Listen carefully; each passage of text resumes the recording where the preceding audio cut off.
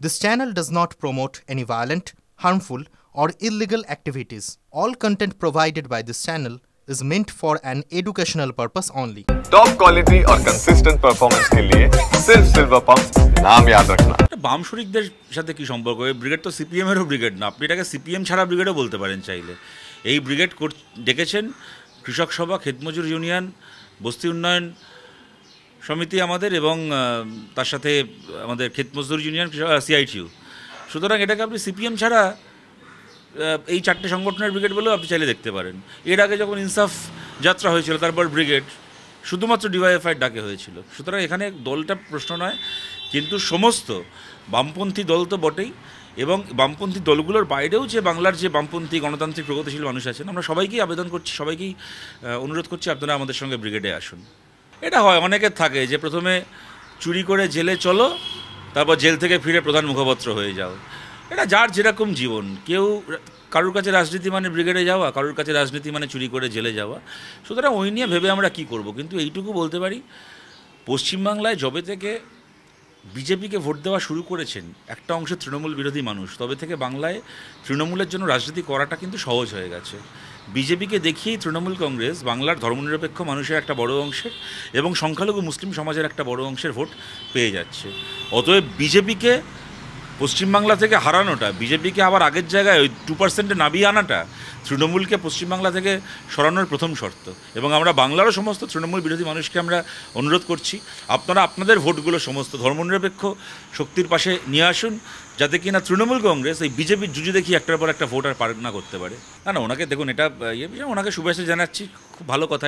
এটা কোনো মানে এটাকে নিয়ে এত মানে কথারও কোনো কারণ নেই, আর এত যারা ব্যঙ্গ বিদ্রুপ করছেন সেটারও কোনো কারণ হয় না। নিশ্চয়ই ভালো থাকুন, ওনারা দুজনেই খুব ভালো থাকুন, আমাদের আন্তরিক শুভেচ্ছা। এবং দেখুন, আমরা ছোটোবেলা থেকে দেখে আসছি যে ভ্যালেন্টাইন্স ডের দিন পার্কে ঢুকে বজরং দল প্রেমিক প্রেমিকাদের মারধর করে। সেখানে দিলীপ ঘোষের মতো একজন বজরঙ্গী ভাইজান পার্কে ঢুকে নিজের প্রেমিকা পেয়েছেন। এটাই তো আমাদের কাছে একটা আনন্দ। এবং উনি বিয়ে করেছেন, অনেক আনন্দ থাকুন, ভালো থাকুন। ওনাকে আমাদের মানে 100বার আমাদের শুভেচ্ছা। পার্কে গেছেন, সে পার্কটা মেড বাই মমতা বন্দ্যোপাধ্যায়। কুণাল ঘোষ জেলে গেছিলেন, যে জেল, সেই জেলটা made by British East India company.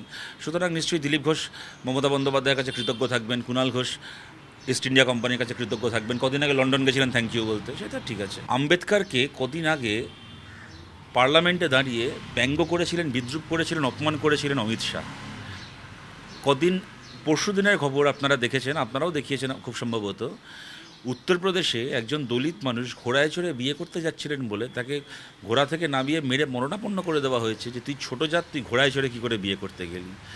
BJP শাসিত এখনও বহু রাজ্যে দলিত মানুষ এক কুয়ো থেকে জল নিতে পারে না, বিজেপির উচ্চবর্ণের মোড়লদের, মাতব্বরদের বাধায়।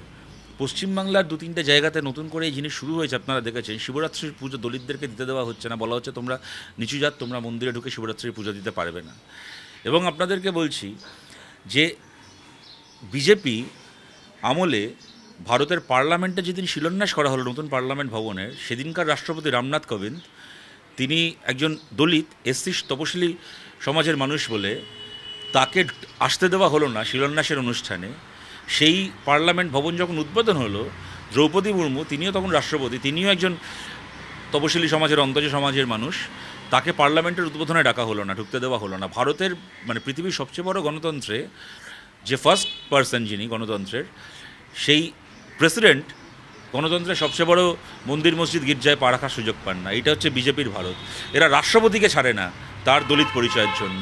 এরা আম্বেদকরের নাম নিচ্ছে। ওই একটা গান আছে রবীন্দ্রনাথের, একদিন যারা মেরেছিল তারা গিয়ে রাজারও দোহাই দিয়ে এ যুগে তারাই জন্ম নিয়েছে আজি, মন্দিরে তারা এসেছে ভক্ত সাজি। চিরকাল দলিতদেরকে যারা মেরে এসছে, আম্বেদকরকে ছোট করে এসছে, তারা এখন আম্বেদকরের নাম শুনে ভোট পার করবে? ভারতের সত্যিকারের আম্বেদকরাইট মানুষ বিজেপির চেহারা জানে। ভারতের খেটে খাওয়া মানুষ, অন্তজ মানুষের মুক্তির একমাত্র পথ লাল পতাকা এবং নীল পতাকার জোট, লাল ঝান্ডা নীল ঝান্ডার জোট। দেখবেন কদিন পরে জেএনইউতে ছাত্র সংসদের ভোট হবে, ওখানে এসএফআই, এআইএসএফ, তার সঙ্গে আম্বেদকরাইট, বাপসা থেকে শুরু করে বিভিন্ন আম্বেদকরাইট সংগঠন তারা একসঙ্গে লড়ছেন। এই যে কমিউনিস্ট পার্টি এবং দলিত মুভমেন্ট, কমিউনিস্ট মুভমেন্ট আর দলিত মুভমেন্টের একসঙ্গে পথ চলা, এটাই ভারতের মানব মুক্তির পথ। বিজেপি নেতাদের কাছে গ্রামে যাওয়াটা একটা ইভেন্ট, আর আমাদের কাছে তো আমাদের তো গ্রাম থেকেই নেতা তৈরি হয়। এই যে ব্রিগেডে আমাদের সভা হবে, অমল হালদার বলবেন কৃষক সভার নেতা, নিরাপদ সর্দার বসিরহাটে সন্দেশখালীর ক্ষেত মজদুর ইউনিয়নের নেতা, বন্যা টুডু গ্রামে লড়াই করছেন তৃণমূলের জমি মাফিয়াদের হাত থেকে, এখন হুগলির গ্রাম বাঁচানোর জন্য লড়াই করছেন। আমাদের তো গ্রাম থেকে, ওদের নেতারা শহর থেকে গ্রামে যায়, আমাদের তো নেতারা গ্রামগঞ্জ থেকেই তৈরি হয়ে তারা শহরে এসে ব্রিগেডের মাঠে তারা তাদের বক্তব্য রাখছেন। আমাদের পার্টি তো গ্রামে গঞ্জে তৈরি হয়েছে, গ্রামে গঞ্জে খেতে খামারে কলকারখানায় কমিউনিস্ট পার্টি তৈরি হয়েছে।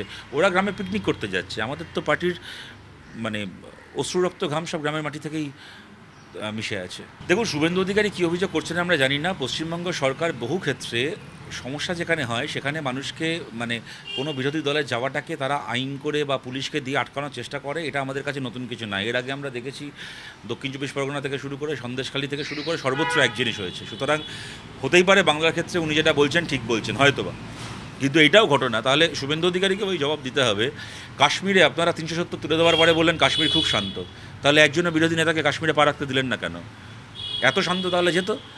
আসামে যখন বিরোধী নেতারা গেছেন, মণিপুরে যখন গেছেন, এয়ারপোর্ট থেকে বেরোতে দেননি।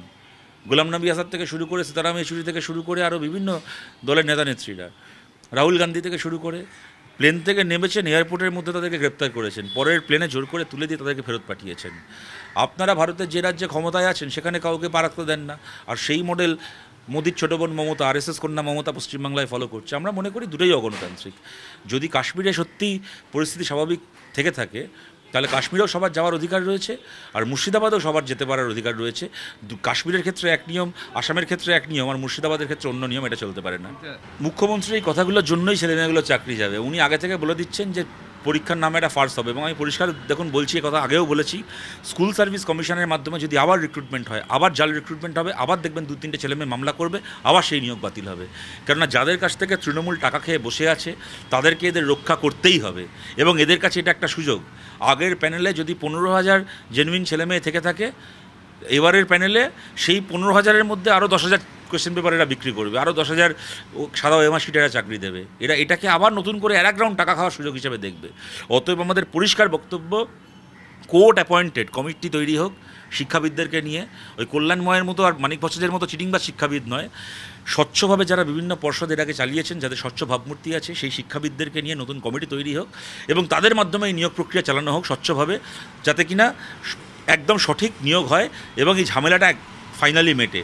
নাহলে 100 বার যদি মমতা বন্দ্যোপাধ্যায়ের হাতে, এই এসএসসির হাতে নিয়োগ হয়, তাহলে 100 বার জাল নিয়োগ হবে, 100 বার মামলা হবে, 100 বার নিয়োগ বাতিল হবে। হয় নাকি কখনো? একটা মানে স্বাভাবিকভাবে যারা একবার এই 26,000-এর মধ্যে 10,000 হোক, 12,000 হোক, 15,000 হোক, যারা স্বচ্ছভাবে চাকরি পেয়েছে, তাদেরকে একবার চাকরির সামনে, মানে তাদেরকে একবার পরীক্ষার সামনে ফেলে দেওয়া হচ্ছে স্রেফ মমতা বন্দ্যোপাধ্যায়ের এই চোরেদেরকে বাঁচানোর দায়ের জন্য, যে আমি সেগ্রিগেটেড লিস্ট দেবো না, আমি চাল আর কাকড় আলাদা করব না, যাতে চালদেরকেও একবার পরীক্ষায় বসতে হয়। এই কারণেই আমরা বলছি তৃণমূলের গলায় ভেতর হাত ঢুকিয়ে সেগ্রিগেটেড লিস্ট বার করা দরকার, কোর্টের নির্দেশে সিবিআইয়ের ব্যবস্থাপনায়।